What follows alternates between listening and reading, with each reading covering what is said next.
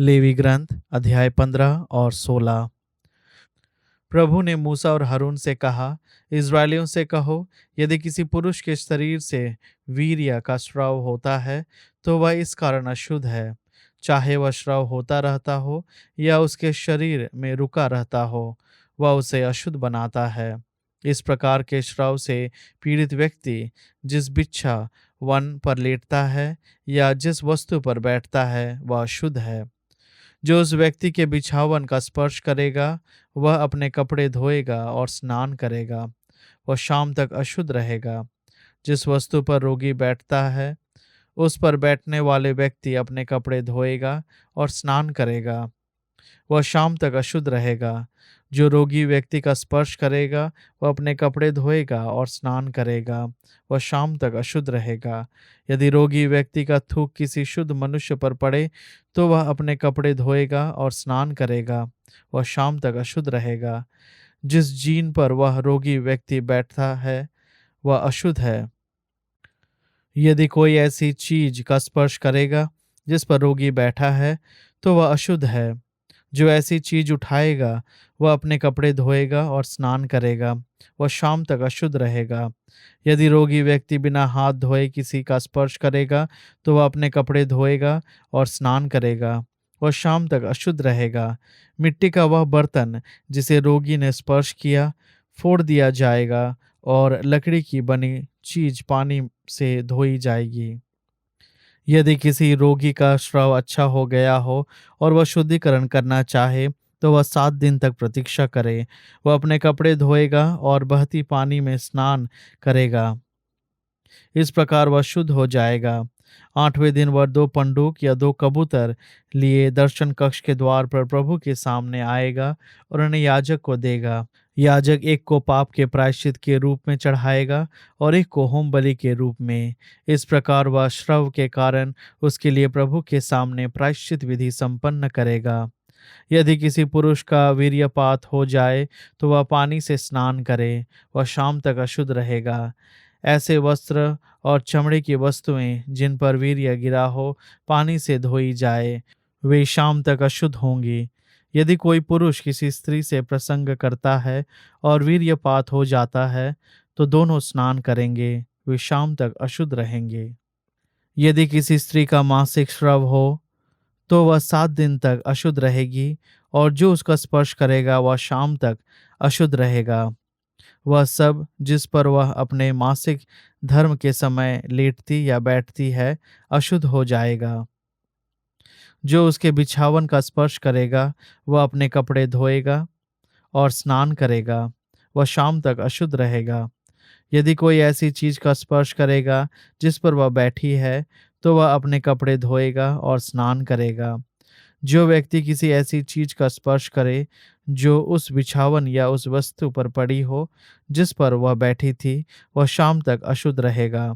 यदि कोई पुरुष ऐसी स्त्री से प्रसंग करे तो वह भी 7 दिन तक अशुद्ध रहेगा और वह जिस बिछावन पर लेटता है वह अशुद्ध हो जाएगा। यदि किसी स्त्री को उसके मासिक धर्म के दिनों के सिवा अन्य दिनों में अथवा मासिक धर्म पूरा होने के बाद रक्तस्राव होता रहे तो वह उस समय ऋतुकाल की तरह अशुद्ध है। रक्तस्राव के दिनों में बिछावन के लिए मासिक धर्म का नियम लागू है। जिस वस्तु पर वह बैठी है उस पर यही नियम लागू है, वह मासिक धर्म के समय की तरह अशुद्ध है। जो उन वस्तुओं का स्पर्श करेगा वह अशुद्ध हो जाएगा। वह अपने कपड़े धोएगा और स्नान करेगा, वह शाम तक अशुद्ध रहेगा। जब वह अपने श्रव से मुक्त हो जाएगी तो वह 7 दिन तक प्रतीक्षा करेगी, इसके बाद वह शुद्ध होगी। 8वें दिन वह 2 पंडूक या 2 कबूतर प्रभु के सामने दर्शन कक्ष के द्वार पर याजक के पास ले जाए। याजक एक को प्रायश्चित बलि के रूप में और दूसरे को होम बलि के रूप में चढ़ाए। इस प्रकार याजक श्रव की अशुद्धता के कारण उसके लिए प्रभु के सामने प्रायश्चित विधि संपन्न करेगा।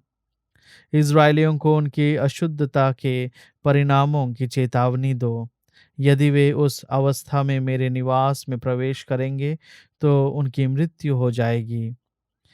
जिस पुरुष के शरीर से वीर्य का स्राव होता है या वीर्यपात हुआ है, जिस स्त्री का मासिक धर्म होता है, जिस पुरुष या स्त्री का स्राव होता है, जिस पुरुष का किसी स्त्री से प्रसंग हुआ है, उन सबों को अशुद्धता के विषय में यही नियम है। अध्याय 16। हारून के दो पुत्रों की मृत्यु के बाद, जिनकी मृत्यु प्रभु के सामने बलि चढ़ाते समय हो गई थी, प्रभु ने मूसा से कहा, अपने भाई हारून से कहो कि वह किसी भी समय पवित्र स्थान के अंतरपट के भीतर मंजूसा के छादन फालक के पास ना जाया करे, नहीं तो उसकी मृत्यु हो जाएगी। मैं मंजूसा के छादन फालक के ऊपर बादल में दर्शन देता हूँ। हारून पवित्र स्थान में तभी प्रवेश करे जब वह प्रायश्चित बलि के रूप में एक बछड़ा चढ़ाता है और होम बलि के रूप में एक मेढ़ा। वह छलटी का कुर्ता और छलटी का जंगिया पहन ले, कमर में छलटी की पट्टी बांध ले और छलटी की पगड़ी बांधे। वे पवित्र वस्तुएं हैं। वह उन्हें पहनने के पहले स्नान करे। वह इज़राइली समुदाय से प्रायश्चित के लिए 2 बकरे और होम बलि के लिए एक मेढ़ा ले ले। हारून पहले अपने लिए और अपने वंश के लिए प्रायश्चित के रूप में एक बछड़ा चढ़ाए। तब वह इन 2 बकरों को दर्शन कक्ष के द्वार पर ले आए। फिर हारून इन 2 बकरों पर चिट्ठियां डाले, एक चिट्ठी प्रभु के लिए और एक चिट्ठी अजाजेल के लिए। हारून उस बकरे को जिस पर प्रभु के नाम की चिट्ठी पड़ी प्रायश्चित बलि के रूप में चढ़ाए। फिर उस बकरे को जिस पर अजाजेल के नाम की चिट्ठी पड़ी प्रायश्चित बलि के रूप में जीवित हो प्रभु के सामने प्रस्तुत किया जाए। उसके साथ प्रायश्चित विधि संपन्न की जाए और बाद में उस निर्जन स्थान में अजाजेल के पास भेज दिया जाए। हारून अपने लिए और अपने वंश के लिए प्रायश्चित बलि के रूप में बछड़ा चढ़ाए और उसका वध करे। फिर वह प्रभु की वेदी से अंगारों से भरे धूपदान और अंजलि भर महीन सुगंधित धूप द्रव्य लेकर उन्हें अंतरपट के पीछे ले जाए। वह प्रभु के सामने धूप द्रव्य अंगारों पर रखे, जिससे धुआं विधान की मंजूसा का छादन फलक ढक ले, नहीं तो उसकी मृत्यु हो जाएगी। अंत में वह उस बछड़े के रक्त में अपनी उंगली डुबोकर उसे छादन फालक के सामने के भाग पर 7 बार छिड़के। इसके बाद वह समुदाय के लिए प्रायश्चित बलि के बकरे का वध करे। वह उसका रक्त अंतरपट के भीतर ले जाए और बछड़े के रक्त की तरह उसे छादन फालक के सामने और ऊपर छिड़के। इसी प्रकार इज़राइलियों के अपराधों और उनके सब प्रकार के पापों की अशुद्धता के कारण वह परम पवित्र स्थान की प्रायश्चित विधि संपन्न करेगा, और इसी प्रकार वह दर्शन कक्ष की भी प्रायश्चित विधि संपन्न करेगा, जो उनकी अशुद्धता के होते हुए भी उनके बीच रहता है। जब हारून उसका प्रायश्चित करने परम पवित्र स्थान में प्रवेश करे, तो वह जब तक बाहर नहीं आए तब तक कोई व्यक्ति दर्शन कक्ष में प्रवेश नहीं करे। इस प्रकार वह अपने और अपने घर के सब लोगों तथा सारे इज़राइली समुदाय के लिए प्रायश्चित करे। इसके बाद वह प्रभु के सामने की वेदी के पास प्रायश्चित विधि संपन्न करे। वह उस बछड़े और उस बकरे का रक्त वेदी के 4 सींगों पर लगाए और अपनी उंगली से 7 बार वेदी पर रक्त छिड़के। इस प्रकार वह इज़राइलियों की अशुद्धता से वेदी को शुद्ध और पवित्र करे।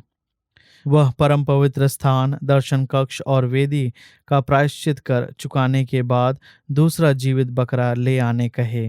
हारून अपने दोनों हाथ उस जीवित बकरे के सिर पर रखकर इज़राइलियों के सारे कुकर्मों और सब प्रकार के अपराधों को स्वीकार कर उन्हें उनके सिर पर डाल दे और फिर पहले से निर्धारित व्यक्ति के द्वारा उसे रेगिस्तान में पहुंचा दे। इस प्रकार वह बकरा लोगों के सब अपराधों को निर्जन स्थान में ले जाएगा और वह वहां छोड़ दिया जाएगा। इसके बाद हारून फिर दर्शन कक्ष में प्रवेश करे और छलटी के वे कपड़े उतार कर वहां रखे जिन्हें उसने परम पवित्र स्थान में प्रवेश करने के लिए पहना था। तब वह पवित्र स्थान में स्नान करे, अपने वस्त्र पहने और फिर बाहर आए और अपने और लोगों के लिए होम बलि चढ़ाए, और इस प्रकार वह अपनी और लोगों की प्रायश्चित विधि संपन्न करे या प्रायश्चित बलि की चर्बी वेदी पर जला दे। वह व्यक्ति जो उस बकरे को अजाजेल के पास ले गया था, अपने कपड़े धोए और स्नान करे, तब वह फिर शिविर में प्रवेश कर सकता है। प्रायश्चित बलि का बछड़ा और प्रायश्चित बलि का बकरा, जिनका रक्त प्रायश्चित करने के लिए परम पवित्र स्थान में लाया गया था, शिविर के बाहर ले जाए। उनकी खालें, उनका मांस और उनका गोबर आग में जला दिया जाए। जो उन्हें जलाए वह अपने वस्त्र धोकर और स्नान कर फिर शिविर में प्रवेश कर सकता है। यह तुम्हारे लिए चिरस्थायी धर्म विधि होगी। 7वें महीने, महीने के ठीक 10वें दिन तुम उपवास करोगे और किसी प्रकार का काम नहीं करोगे, ना तो इज़राइली और ना तुम्हारे साथ रहने वाले प्रवासी, क्योंकि उस दिन तुम्हारे पापों के कारण तुम्हारे प्रायश्चित की विधि संपन्न की जाएगी, जिससे तुम प्रभु के सामने फिर शुद्ध हो जाओगे। वह तुम्हारे लिए पूर्ण विश्राम का दिन होगा और तुम उस दिन उपवास करोगे। यह तुम्हारे लिए चिरस्थायी आदेश है। यही याजक प्रायश्चित विधि संपन्न करेगा, जो अपने पिता के स्थान पर याजक पद के लिए अभियंजित और अभिषिक्त किया गया है। छलटी के पवित्र वस्त्र धारण कर परम पवित्र स्थान का, दर्शन कक्ष का, वेदी का और याजकों तथा इज़राइलियों के समुदाय का प्रायश्चित भी करेगा। यह तुम्हारे लिए चिरस्थायी आदेश है कि वर्ष में एक बार इज़राइलियों के सब पापों के लिए प्रायश्चित किया जाए। प्रभु ने मूसा को जैसा आदेश दिया था वैसा ही किया गया। स्तोत्र ग्रंथ अध्याय 63। ईश्वर, तू ही मेरा ईश्वर है, मैं तुझे ढूंढता रहता हूँ। मेरी आत्मा तेरे लिए प्यासी है, जल के लिए सूखी संतप्त भूमि की तरह मैं तेरे दर्शनों के लिए तरसता हूँ। मैंने तेरे मंदिर में तेरे दर्शन किए, मैंने तेरा सामर्थ्य और तेरी महिमा देखी है। तेरी सत्य प्रतिज्ञता प्राणों से भी अधिक प्यारी है। मेरा कंठ तेरी स्तुति करता था। मैं जीवन भर तुझे धन्य कहूँगा और तुझसे करबद्ध प्रार्थना करता रहूँगा। मेरी आत्मा मानो उत्तम व्यंजनों से तृप्त होगी। मैं उल्लासित होकर तेरी स्तुति करूँगा। मैं अपनी सैया पर भी तुझे याद करता हूँ। मैं रात भर तेरा मनन करता हूँ। तू सदा मेरा सहारा रहा है। मैं तेरे पंखों की छाया में सूखी हूँ। मेरी आत्मा तुझ में अशक्त रहती है। तेरा दाहिना हाथ मुझे संभालता रहता है। जो मेरे प्राणों के गाहक है, उनका विनाश हो, वे अधोलोक जाएं, वे तलवार के घाट उतारे जाएं, वे गिदड़ों का आहार बने। राजा प्रभु के कारण आनंदित होंगे। जो ईश्वर की शपथ खाता है वह अपने को धन्य समझेगा, जबकि मिथ्यावादियों का मुख बंद रहेगा। प्रेरित चरित्र अध्याय 4। अत्याचार के समय ईसाइयों की प्रार्थना। रिहा होने के बाद पेतरुस और यूहन अपने लोगों के पास लौटे और महायाजकों तथा नेताओं ने उनसे जो कुछ कहा था वह सब बतलाया। वे उनकी बातें सुनकर एक स्वर से ईश्वर को संबोधित करते हुए बोले, प्रभु, तूने स्वर्ग और पृथ्वी बनाई, समुद्र भी और जो कुछ उनमें है। तूने पवित्र आत्मा द्वारा हमारे पिता अपने सेवक दाऊद के मुख से यह कहा, राष्ट्रों में खलबली क्यों मची हुई, देश देश के लोग व्यर्थ की बातें क्यों करते हैं।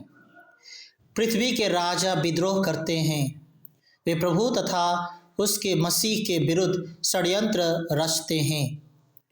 वास्तव में हेरोद और पिलातुस गैर यहूदियों तथा इस्राएल के वंशों ने मिलकर इस शहर में तेरे परम पावन सेवक ईसा के विरुद्ध, जिनका तूने अभिषेक किया, षड्यंत्र रचा था। उन्होंने इस प्रकार वह सब पूरा किया जिसे तू शक्तिशाली विधाता ने पहले से निर्धारित किया था। प्रभु, तू उनकी धमकियों पर ध्यान दे और अपने सेवकों को यह कृपा प्रदान कर कि वे निर्भीकता से तेरा वचन सुनाएं।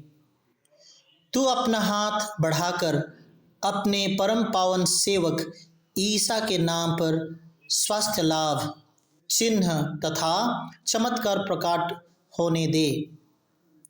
उनकी प्रार्थना समाप्त होने पर वह भवन जहां वे एकत्र थे हिल गया।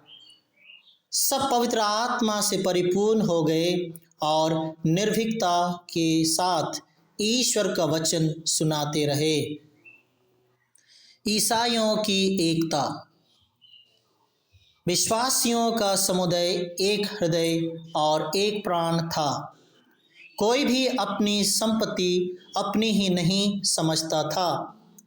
जो कुछ उनके पास था उसमें सबों का साझा था। प्रेरित बड़े सामर्थ्य से प्रभु ईसा के पुनरुत्थान का साक्ष्य देते रहते थे और उन सबों पर बड़ी कृपा बनी रहती थी। उनमें कोई कंगाल नहीं था, क्योंकि जिनके पास खेत या मकान थे वे उन्हें बेच देते और कीमत लाकर प्रेरितों के चरणों में अर्पित करते थे। प्रत्येक को उसकी आवश्यकता के अनुसार बांटा जाता था। यूसुफ नामक लेवी वंशी का जन्म कुप्रुस में हुआ था। प्रेरितों ने उसका उपनाम बरनबास अर्थात सांत्वना पुत्र रखा था। उसकी एक जमीन थी, उसने उसे बेच दिया और उसकी कीमत लाकर प्रेरितों के चरणों में अर्पित कर दी।